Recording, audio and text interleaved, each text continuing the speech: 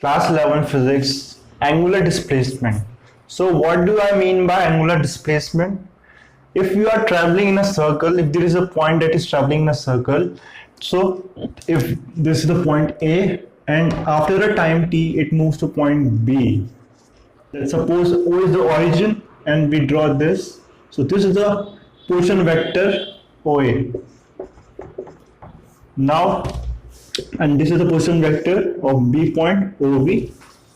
The angle by which it has been displaced is called the angular displacement theta. This is called the angular displacement.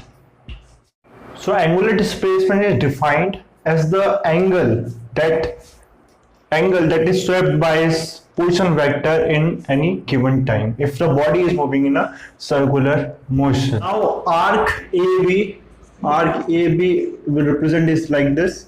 AB is L and OA is equal to OB is equal to the radius and theta. So we have a relation in mathematics that is theta is equal to L upon R, or L is equal to R theta.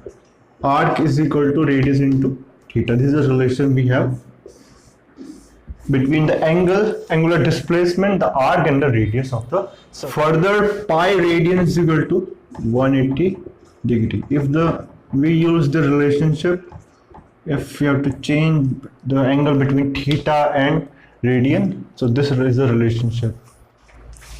Now finite angular displacement theta or delta theta is not a vector quantity because it does not hold true for commutative law. That is, if I add delta 1, theta 1 plus theta 2, it will not be equal to theta 2 plus theta 1. Similarly, if I add delta theta 1 and delta theta 2 and these are both finite quantity, then they will not hold true for delta theta 2 plus delta theta 1. So it is not commutative, hence a vector is only a vector if it satisfies commutative law. However, infinitesimally small displacement hold true for commutative law, that is d theta 1 plus d theta 2 is equal to d theta 2 plus d theta 1. Because it is holding true for commutative law, hence d theta is a vector quantity. So it is noted as d theta, a vector quantity. So now angular displacement is this. D theta is this. We can calculate this by two rules. For the first rule, suppose we have a screwdriver and we are like inserting the screw, we are rotating the screw in the direction of the rotation of the body. Suppose the body is rotating clockwise, then in the direction in which the screw will rotate, it will rotate inwards. So this is the direction of the angular displacement. Right hand thumb rule, we curl our finger in the direction of the rotation of the particle. In this case it is anti-clockwise, so we'll curl it like this. The direction of the thumb gives the direction of the angular displacement. The unit of angular displacement is radian. This unit is radian and it is a dimensionless quantity. It has no dimension. Relationship between linear and angular displacement. For this, we suppose object moving in a circular path and along this z-axis. This is z-axis.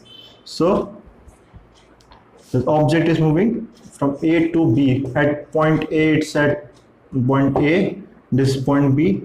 So this is the origin.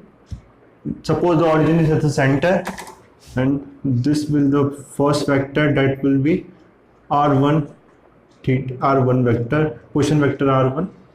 This will be r2.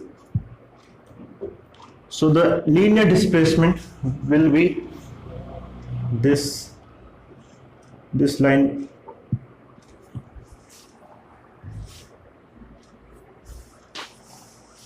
The linear displacement will be this dr, and the angular displacement is in this direction, d theta. From trigonometry, d theta is arc upon radius. Arc is AB and radius is any one of them, OA. So d theta will become, d theta is, AB is what? AB is the linear displacement dr, and O is the radius I r1. Suppose it is r, or r1 is same, r1 and r2 are same, so I'll make it taking as r.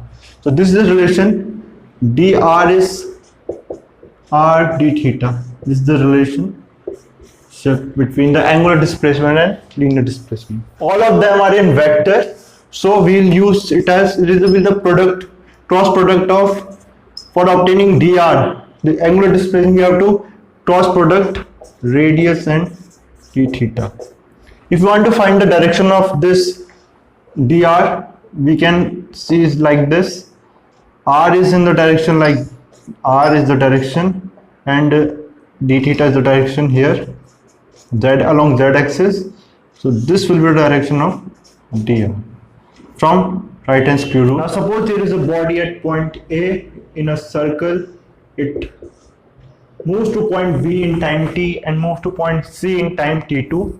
So suppose it makes an angle theta here, angular displacement is theta, and here it is, this angular displacement is theta plus delta theta, omega. So it would be theta plus omega theta. In from B to C, we have converted from B to C. So delta theta plus delta theta minus this much theta upon time taken will be t plus delta t minus t. This comes out to be delta theta upon delta t. So average angular velocity is delta theta upon delta t. This angular velocity will be omega, and this will be the limit t tends to 0, delta theta upon delta t, which comes out to be, solving the limit will get dt upon d theta upon dt, and this is the expression for instantaneous angular velocity. The average angular velocity was a finite quantity, so it was scalar. Average angular velocity was a scalar quantity because it was finite, scalar.